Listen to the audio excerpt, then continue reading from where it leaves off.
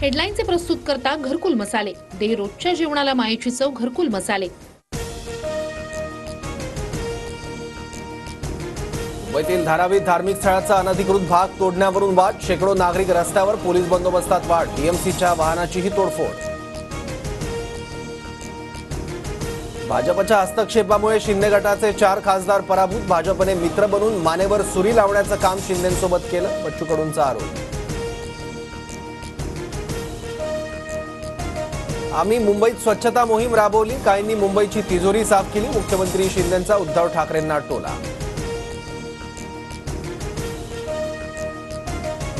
जालन्याच्या वडीगोद्रीत मराठा आणि ओबीसी आंदोलक आमने सामने, लक्ष्मण हाकेंच्या उपोषणस्थळी घोषणाबाजी, पोलिसांचा अतिरिक्त फौजफाटा तैनात। जरांगेंच्या समर्थनार्थ आज धाराशिव आणि बीड बंदची आग, बाजारपेठ, शाळा महाविद्यालय बंद ठेवण्याचं आवाहन, तर उद्या पुणे आणि जालना बंदचीही हाक। अमित शहांचा दौरा आणि जागा वाटपाचा संबंध नाही, जागा वाटपाची 70 ते 80% चर्चा पूर्ण, बावनकुळेंची माहिती, तर मवियात ठाकरेंना सीएम करणार नाही, बावनकुळेंचं वक्तव्य।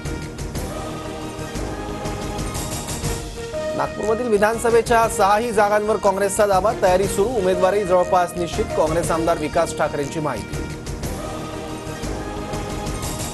आम्ही सर्व 10 जागा जिंकणार समजतात, सिनेट निवडणूक पुढे ढकलली, मुंबई विद्यापीठ पालिका निवडणुका घेण्याची सरकारकडे हिंमत नाही, संजय राऊतांचा हल्ला। पुण्यातील 3 भाजप नेत्यांना जिल्हा नियोजन समितीतून निधी, हर्षवर्धन पाटील, आशा बुचके, बाळा भेगडेंना 1 कोटींचा निधी, काँग्रेसचे 2 आणि पवार गटाच्या 1 आमदाराला वगळलं।